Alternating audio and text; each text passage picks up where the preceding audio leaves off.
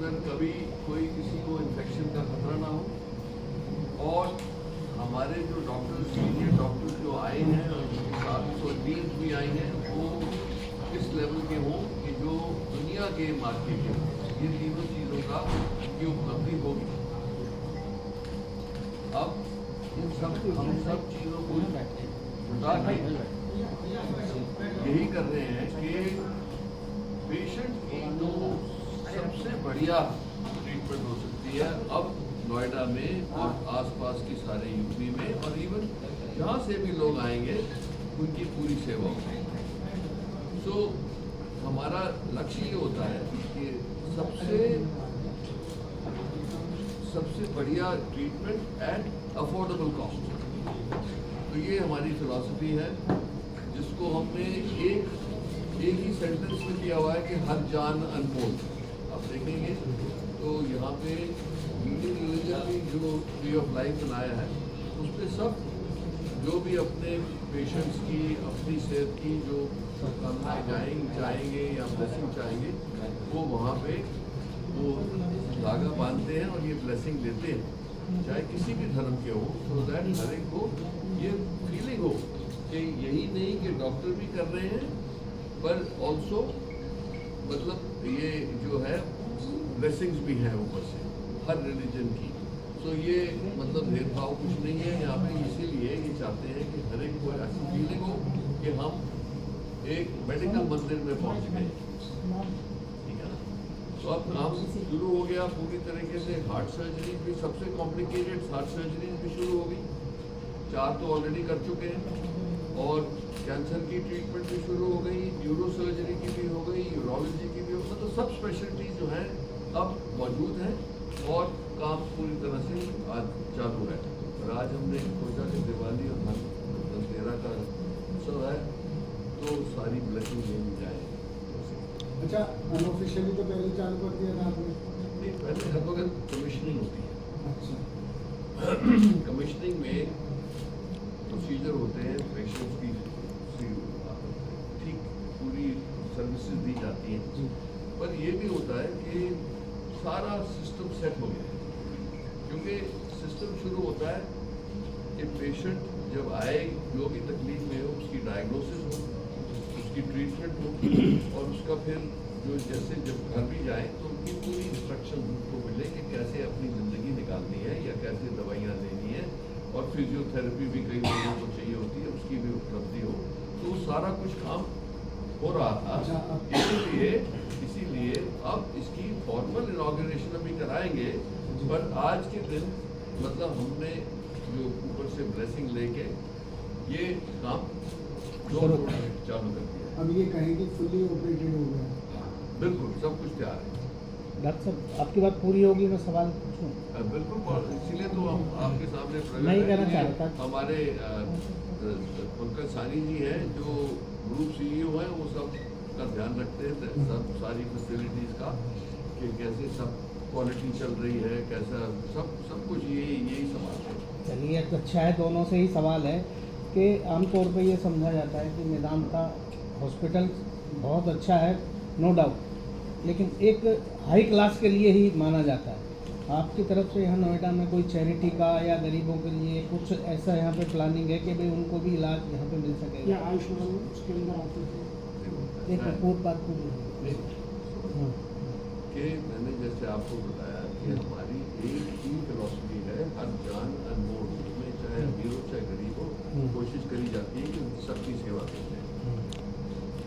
तो वो प्रपोर्शन में हम हर वक्त लोगों की हेल्प करते हैं। तो जैसे आपने आयुष्मान बोला, अब जो गरीब लोग थे पहले कभी नहीं आ सकते थे, वो आयुष्मान के माध्यम से आ सकते। तो जो CGHS स्कीम्स हैं, ECHS स्कीम्स हैं, तो हर एक को, और इंश्योरेंस वाले हैं या खुद पे करते हैं, तो सबके लिए यहाँ पे जगह है। हाँ, ये होता है कि कुछ एलोकेशंस होती हैं जिसके माध्यम से ही किया जाता है, पर शुरू से ही आज ये 6वां हॉस्पिटल है हमारा सारी कंट्री में। हम जो हमारे मेनली नॉर्थ में है, हमारे नॉर्थ और नॉर्थ ईस्ट में शुरू हो रहा है अभी, और ईस्ट इंडिया तो जैसे लखनऊ में है, पटना में है, हर जगह यही स्कीम चलती है। कि हर एक की सेवा करें। तो जैसे अस्पतालों में यहाँ के जो बहुत बड़े अस्पताल हैं और नोएडा अथॉरिटी की भी कंडीशन है कि वही 15% कुछ चैरिटी का करेंगे हॉस्पिटल, वो आपके यहाँ है लागू नहीं? वो जो रूल है वो रूल है, वो तो हम सारे रूल फॉलो करते हैं, कोई ऐसी बात नहीं। सर आयुष्मान के पैनल में अपना हॉस्पिटल शामिल हो गया है कि अभी? नहीं, उसमें तो टाइम लगता है। पहले हॉस्पिटल को चलाने के लिए 2 साल 3 साल लगते हैं रिकग्निशन के लिए, तो जैसे होती जाएगी वैसे होता जाएगा। अभी कौन कौन से स्कीम वाले पेशेंट यहाँ पे आ सकते हैं? स्कीम वाले सर अभी तो स्कीम शुरू होती ही नहीं है अभी तक, क्योंकि स्कीम में क्या होता है वो पता लगता है, डिटेल्स होती है कि मुझे CGHS वगैरह सर पैनल्स की बात कर रहे हैं। नहीं पैनल वाले पैनल तो अभी सभी हो गए हैं, पैनल तो देखिए मैं समझाता हूँ आपको। पहले तो ये सबसे बड़ी गलतफहमी है कि मेदांता अस्पताल में सिर्फ हाई इनकम वाले या अमीर लोग आते हैं। वो आपको बाहर से शायद अस्पताल लगता होगा कि अच्छा बनाया है, लेकिन ये हम जान के करते हैं कि कोई ज़रूरी नहीं है कि जो लोग लोअर इनकम सेक्शन से हैं उनके लिए कम क्वालिटी का इलाज हो। तो आप मेदांता के जो भी हॉस्पिटल में जाएंगे आप देखोगे, चाहे बिलियनर हो या BPL हो, सेम इलाज होता है, सेम बिस्तर में सोता है, सेम क्वालिटी के वार्ड्स होते हैं। हम उस तरीके का अस्पताल नहीं बनाते हैं जहाँ पे हम कहते हैं कि जो कम इनकम वाले लोग हैं उनको लोअर क्वालिटी इलाज मिले। तो लोगों को दिखता है कि बिल्डिंग बड़ी अच्छी बनी है या सर्विसेज अच्छी मिल रही हैं, तो लोगों को गलत फहमी होती है कि यहाँ पे लोअर इनकम वाले लोग नहीं आते इलाज के। ये बिल्कुल गलत उनकी बात है। बिलिंग कैसे एडजस्ट? दूसरी बात है जैसे कि आपने बताया कि यहाँ पे लोगों की सेवा होंगी जो अलग अलग तरीके की स्कीम्स होती हैं। देखिए 3-4 अलग तरीके की स्कीम्स होती हैं। एक ये होती है जो सरकार स्कीम्स देती है, चाहे CGHS हो, वो सरकारी एम्प्लॉयज़ के लिए होती है, वो पब्लिक के लिए नहीं, या आयुष्मान स्कीम हो या कोई और भी स्कीम। ये सारे स्कीम्स 1 बाय 1 करके मेदांता नोएडा में भी आएंगे, लेकिन सब चीज़ों का टाइम होता है। मैं इसको समझाता हूँ आपको कैसे।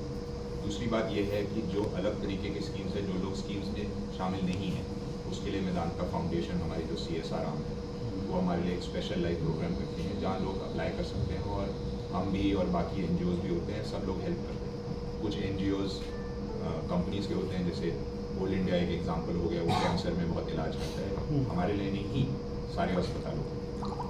दूसरी बात जो आपने पूछा कि ये CGHS स्कीम आएगी, स्कीम्स के कुछ सीक्वेंसेस होते हैं। सबसे पहले तो सरकार ने हमें इनकम टैक्स की जो सर्टिफिकेट्स होती है वो भी नहीं होती, उससे इंस्पेक्शन हो चुकी है, वो सर्टिफिकेट्स आएंगे। उसके बाद हमारे जो क्वालिटी के एप्लीकेशंस होते हैं जैसे NABH हो गया और बाकी एप्लीकेशन होते हैं वो भी होते हैं। तो जैसे कि डॉक्टर साहब आपको बता रहे थे, आज हमने ऊपर से ब्लेसिंग्स लेके हमने ये सोचा कि शुभ दिन है तो हम भी पूजा करके आगे बढ़े, लेकिन अभी ये आप देखेंगे कि आने वाले महीनों में एक एक करके हम और भी आगे बढ़ते जाएंगे। अभी तक तो ये भी शायद लोगों को पता भी नहीं होगा कि अस्पताल खुल चुका है, लोग ये भी सोच रहे हैं कि प्रोजेक्ट स्टेज में है। तो खैर अस्पताल तो 550 बेड का है, अभी तक तो 100-150 बेड बन चुके हैं, लेकिन हम ये सोचा कि लोगों की सेवा के लिए हमारे इतने सारे डॉक्टर साहब और डॉक्टर लोग जुड़ चुके हैं, कम से कम 100-150 डॉक्टर तो जुड़ चुके हैं। तो हम ये चाह रहे थे कि जो पेशेंट्स की जो सेवा हो वो आगे बढ़ते जाए, स्कीम्स भी आएंगे, इनॉग्रेशन भी होगी, आगे और भी बेड आएंगे और भी सर्विसेज आएंगे। अभी हमारे 5 या 6 OTs ऑन हैं, आगे जाके 10-20 OT भी बनेंगे। तो जैसे जैसे हम आगे बढ़ते जाएंगे सारी सेवाओं नोएडा के लोगों के, UP के लोगों के और जो ईस्ट दिल्ली के लोगों के सबके लिए वो यहाँ पे शामिल होंगे, जैसे कि हमने सब अस्पताल में। यूपी में लखनऊ और नोएडा शायद दो सिटीज़ में है अभी। इसके अलावा और कोई प्लानिंग है किसी और मेजर सिटी हो रही है जी प्लानिंग होगी, हो रही है, अभी वो अनाउंस नहीं कर रहे हैं क्योंकि ये अभी उसकी मतलब सब चल रहा है, प्लानिंग चल रही है। जब अभी जैसे जैसे आते जाएंगे वैसे हम अनाउंस करते जाएंगे। अच्छा, पर ये है यूपी में भी और लोगों के जो दिमाग में एक सवाल है, कई लोगों से बात हुई तो गुड़गांव वाला मेदांता और नोएडा वाला मेदांता दोनों में जो ट्रीटमेंट की क्वालिटी है और जो डॉक्टर्स की टीम है वो किस तरह एक ही है या डिफरेंट? नहीं जी, सब डॉक्टर जो यहाँ आए हैं जी, और कुछ लोगों की अगर जो आप नोएडा से हो और या यूपी से हो तो आपको पता नहीं चलेगा, दिल्ली से भी हो कि ये सबसे वर्ल्ड लेवल के लोग हैं। हर तरीके की जो सर्जरी यहाँ होगी, जो हर तरीके की जो ट्रीटमेंट यहाँ होगी, वो उसी लेवल की होगी जो इंटरनेशनल स्टैंडर्ड की है।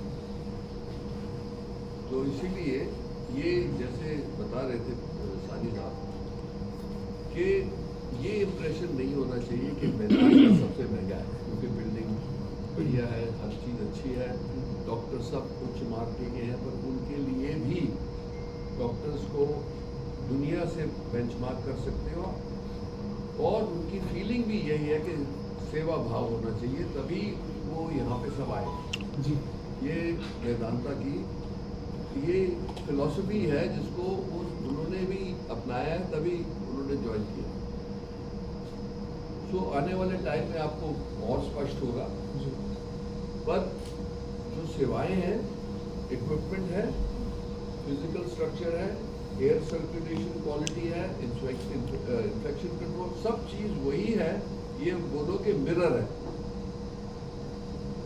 तो हाँ, साइज तो डिफरेंस है, वहाँ पे 1400 बेड है, यहाँ पे 550 बेड है, और यहाँ पे सारी जो आप देखोगे टेक्नोलॉजी, वो सबसे आधुनिक जो है वही यहाँ आई है। Doctor, I Harish Upadhyay from Reader's Messenger. First of all, I counted to you and your entire team for opening this new restaurant in Noida first time. Thank you भैया। Although Vedanta itself is brand and name, but brand and name also require branding and naming. Naming, Yeah. branding and naming. Brand. Name and brand requires naming and branding too.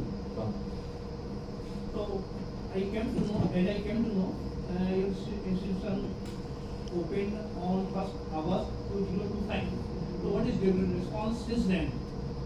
And what is to go ahead?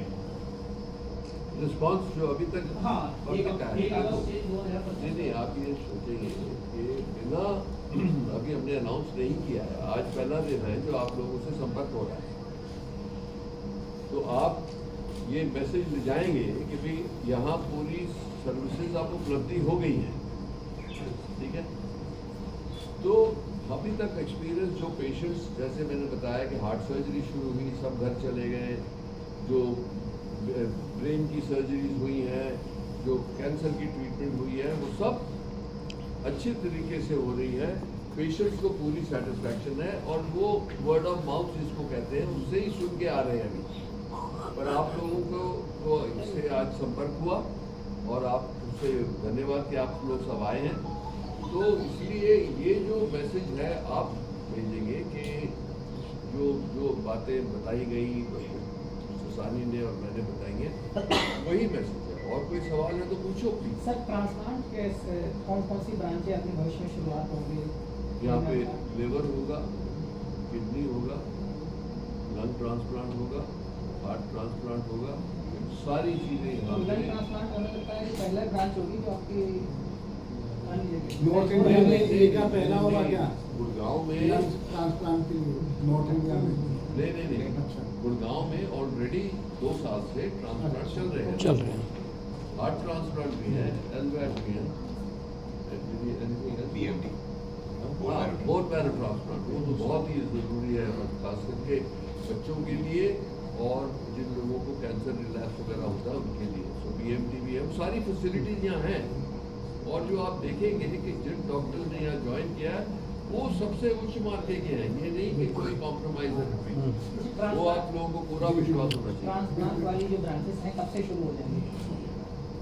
अभी देखिए मैं आपको समझा देता हूँ कि जो भी कोई ट्रांसप्लांट या जो ब्रांचेस हैं, अलग ट्रांसप्लांट के अलग तरीके होते हैं। जैसे बोन मैरो ट्रांसप्लांट हो गया, उसके लिए अलग इन्फेक्शन प्रैक्टिसेस होती हैं, जो रूम्स वगैरह होते हैं, जैसे डॉक्टर साहब ने आपको समझाया है कि जो हमारे जो जैसे एयर कंडीशनिंग के जो सिस्टम हमने बनाए हैं ताकि पेशेंट को इन्फेक्शन ना हो, तो वो अलग तरीके का। जो किडनी ट्रांसप्लांट होता है वो अलग तरीके का। लेकिन हर चीज़ में सबसे पहले तो ये है कि आपको लाइसेंस लेनी होती है, तो सरकार भी लाइसेंस देती है, ऑफिशियल अथॉरिटीज़ भी लाइसेंस देती है, तो वो एप्लीकेशन प्रोसेस ऑन है। डॉक्टर्स हमारे सारे जुड़ चुके हैं जो ट्रांसप्लांट करने में एक्सपर्ट हैं। ऐसे नहीं है कि ये पहली बार वो ट्रांसप्लांट कर रहे हैं या मेदांता में पहली बार ये ट्रांसप्लांट। दूसरी बात ये है कि जो पेशेंट सेफ्टी के जो सारे प्रोटोकॉल सिस्टम्स होते हैं ऑपरेशन थिएटर्स होते हैं, स्टाफ होती है, नर्सेज होती हैं, सारी जो सपोर्टिंग स्टाफ होती है वो भी सब जुड़े हैं। और हमने हॉस्पिटल जब हम बनाते हैं हम इसी तरीके से बनाते हैं ताकि ये सारे कॉम्प्लेक्स सर्विसेज हो सकें। तो आप देख रहे हो बड़ा हॉस्पिटल बना है 550 बेड का, उसमें जैसे हम OTs बनाते हैं, जैसे हम वार्ड बनाते हैं, ICU बनाते हैं, हम यही सोच के बनाते हैं कि यहाँ पे सारे तरीके के सर्विसेज हों। तो जैसे जैसे ये लाइसेंसेज मिले और जैसे जैसे हमारे डॉक्टर्स हमें बताते हैं कि जो सेफ्टी और पेशेंट केयर के लिए जब सिस्टम ओके हो जाते हैं तो हम ट्रांसप्लांट प्रोग्राम शुरू करते हैं। हो सकता है शायद बोन मैरो ट्रांसप्लांट या किडनी ट्रांसप्लांट पहले हो सकता है कि लिवर ट्रांसप्लांट या दूसरे तरीके के ट्रांसप्लांट अलग हो, बट ये भी डिपेंड करता है कि पेशेंट की जो क्या रिक्वायरमेंट्स होती है। ज़रूरी नहीं है कि हर पेशेंट को ट्रांसप्लांट में जाना ही है, लेकिन जहाँ तक आवश्यकता होगी हमारे सारे डॉक्टर्स तैयार हैं, हमारी सारी इंफ्रास्ट्रक्चर तैयार है।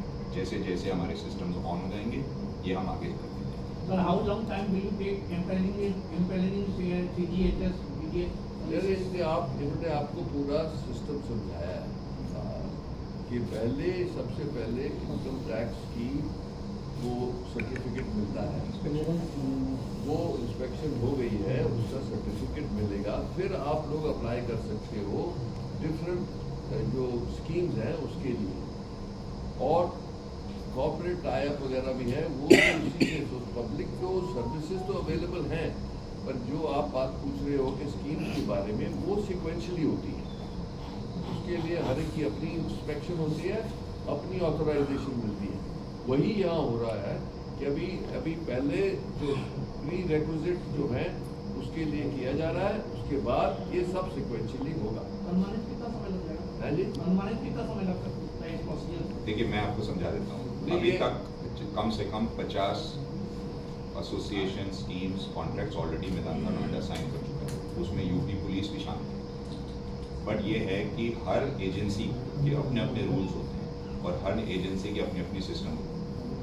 हमारी तो यही आशा होगी कि हम सारी पेशेंट्स की सब तरीके की सेवा कर सकें जहाँ से भी पेशेंट आए, लेकिन हर चीज़ का सीक्वेंस होता है और हर सीक्वेंस के प्रोसेस होते हैं। और ये भी है कि अभी जैसे आज आप पहले दिन आप पूछ रहे हो, लेकिन आज जो हॉस्पिटल खुला है उसके बाद हम सारे क्वालिटी एक्रेडिटेशन जैसे मैंने आपको समझाया था NABH के जो प्रोसेस है, कुछ एसोसिएशन ये भी मांगते हैं कि वो सर्टिफिकेट्स दीजिए, उनका भी अपना प्रोसेस होता है ऑडिट करने के लिए, इंस्पेक्शन वगैरह करने के लिए। तो हम तो ये चाहेंगे कि सारे सिस्टम्स ऑन एक्टिवेट हो, लेकिन हर चीज़ पहले दिन पे नहीं होती, तो कुछ समय दीजिए, आगे जाके आप देखेंगे कि नोएडा की सेवा के लिए, यूपी की पब्लिक के लिए, सारे लोगों के लिए हम सेवा करते जाएंगे। और जहाँ तक किसी ने पूछा था कि आज का रिस्पांस कब तक हुआ, मैं ये आपको बता दूँ, हॉस्पिटल अगस्त में नहीं सितंबर में खुला था, तो सितंबर से लेके आज तक 100 ऑपरेशन हो चुके हैं। लेकिन हमारा भी यही होता है कि सबसे पहले पेशेंट सेफ्टी, तो चुन के जो केसेस हो सकते हैं वो हो सकते हैं। जैसे कि हमें और विश्वास होता है, डॉक्टर को और विश्वास होता है कि हम और आगे बढ़े, वो आप देखेंगे कि ये स्पीड अभी आगे बढ़ती है। अच्छा, आजकल जैसे आप जैसे इमरजेंसी की बात करें, इमरजेंसी हार्ट सर्जरी भी हो गई, कॉम्प्लिकेटेड कंजेनिटल जिसको कहते हैं, जिसके अंदर पेट्रोलॉजी वगैरह है, वो भी हो गई सक्सेसफुली, तो काम तो शुरू हो गया। पर जो आप बातें पूछ रहे हैं स्कीम्स की, उसमें तो बता दिया आपको कि क्या सीक्वेंस होता है, वो वैसे ही फॉलो करेंगे। सर जैसे अभी बेसिक तौर पे शुरू हुआ है, तो या हेमेटोलॉजी, मेडिकल ऑन्कोलॉजी ये डिपार्टमेंट आ गए कि भी सारे आगे आप चाहो तो हमारे सारे डॉक्टर्स पीछे भी खड़े हैं, लॉबी में भी खड़े हैं। जहाँ तक लोग पूछ रहे थे कि किस तरीके डॉक्टर्स होंगे, देखिए फाइनली तो ये पेशेंट्स ही बताते हैं कि डॉक्टर किस तरीके होते हैं, लेकिन आप अगर हमारे डॉक्टरों से मिलेंगे आपको ये लगेगा कि ये जैसे डॉक्टर साहब ने आपको बताया, ये देश के टक्कर के डॉक्टर नहीं है, ये दुनिया के टक्कर के डॉक्टर। वेदांता का तो बहुत बढ़िया डॉक्टर है, मेरा अपना एक्सपीरियंस। डॉक्टर साहब आजकल हार्ट का जो मामला है, दिया ना मैंने कि जैसे हाँ, ये क्वेश्चन अच्छा है। गाँव में है, जैसे यहाँ है, जैसे लखनऊ में घटनाएं बहुत बड़ी हैं। वो सब है ही, जो हेड डिपार्टमेंट्स है और अपनी टीम्स है, वो है ही दुनिया की टक्कर के। और ये सबसे बड़ी बात है अफोर्डेबिलिटी, कि हम मतलब इतना नहीं कोई चार्ज करते कि लोग अफोर्ड ही ना कर सके, इसलिए अफोर्डेबिलिटी का पूरा ध्यान रखा जाता है। सर आप आजकल हार्ट के मामले बहुत बढ़ गए हैं। तो इसका क्या रीज़न है और ये कम हो, लोग उसके लिए क्या उपाय करें? एक ऐड कर देता हूँ सर, वो सब पोल्यूशन से भी थोड़ा एक उसमें एडिशन कीजिएगा, जब पोल्यूशन बढ़ना शुरू हो। तो ये कारण तो सब मिलके एक सबसे बड़ी बात ये कि ये लोगों को पता होना चाहिए, जिसको हम कहते हैं अपने जीन्स को पहचानिए। अपने जीन्स को पहचानने का मतलब ये होता है कि अगर जो आपकी फैमिली में माता पिता या फैमिली में हृदय रोग चल रहा है तो आपको भी डबल चांस होगा हृदय रोग होने का। इसका मतलब ये है कि अगर जो हम आपकी फैमिली में किसी की फैमिली में कोई चीज़ नहीं है, जैसे हर एक को हमारे जो इंडिया के सिटीजन हैं 8 से 10% लोगों को हार्ट का प्रॉब्लम होगा, चाहे उनकी फैमिली में है कि नहीं। पर अगर उनकी फैमिली में है तो उनको डबल होगा, इसका मतलब 20% चांस है। एक तो पहले हम कहते हैं कि जब आपको पता है कि आपकी फैमिली में हार्ट की प्रॉब्लम है तो आपको इमीडिएटली पता लग गया कि आपका रिस्क ज़्यादा है। इसका क्या मतलब, कंट्रीब्यूटिंग फैक्टर्स जो जिनकी वजह से हार्ट डिजीज बढ़ती है, एक तो जेनेटिक हो गया, दूसरा अपना कोलेस्ट्रॉल का लेवल, आपकी ओबेसिटी, एक्सरसाइज, कैसे आप कार्डियोवैस्कुलर सिस्टम, स्ट्रेस, पोल्यूशन, ये सब कंट्रीब्यूटिंग फैक्टर्स हैं जिससे हार्ट डिजीज बढ़ती है। अब लोगों को हम ये बता रहे हैं आज के दिन कि अगर जो आपकी फैमिली में हार्ट डिजीज या डायबिटीज़ है, क्योंकि डायबिटीज़ का भी वही रूल है, अगर जो माता पिता को होगी या माता या पिता या दोनों को होगी तो और भी बढ़ जाता है चांस। तो इसीलिए आपका 25 साल की उम्र से पहले एक बार पूरा चेकअप हो जाना चाहिए कि पता लग जाए कि कौन से रिस्क फैक्टर्स हैं। अब जैसे हम कहते हैं कि खान पान, हाई कोलेस्ट्रॉल डाइट, जो जंक फूड वगैरह है उससे बढ़ता है हार्ट डिजीज। दूसरा टोबैको की वजह से किसी भी तरीके से लोग सोचते हैं कि सिगरेट ना पियो हार्ट डिजीज नहीं होगी, नहीं, टोबैको किसी भी फॉर्म में आप लेंगे, चाहे आप च्यू करेंगे चाहे स्मोक करेंगे, वो टोबैको आपकी आर्टरीज पे इफेक्ट डालती है कि वो कंस्ट्रिक्शन होती है जिससे आर्टरीज डैमेज हो जाती है। एक बार हार्ट की आर्टरी की लाइनिंग डैमेज हो जाए तो फिर उसके ऊपर फैट डिपॉजिट होना शुरू हो जाता है और फिर वो बढ़ते बंद कर देता है आर्टरी। तो इसीलिए हमें पहले ही पता लग जाए कि भाई इसकी क्या क्या रिस्क फैक्टर्स हैं, तो उनको शुरुआत से ही हम चेंज कर देते हैं। आज के दिन तो जीनोम सीक्वेंसिंग हो गया है, जिसमें ये भी पता लग गया कि 3 तरीके के जीन्स ऑलरेडी आइडेंटिफाई हो गए हैं उसमें, हार्ट डिजीज के, डायबिटीज़ के और कैंसर के। तो उसमें मार्कर जो निकलते हैं उन लोगों को पहले ही पता लग जाता है कि हमें केयरफुल रहना है, ठीक है। अच्छा, फिर ये है कि उसके साथ साथ जो हमारा एनवायरनमेंट है उसमें स्ट्रेस बहुत बढ़ गया है सबको। आप लोगों को तो नहीं होता, पर आप और लोगों को देते हो, प्रेस को तो नहीं होता, देते हो ना, आपको तो नहीं होता, आपको नहीं होता।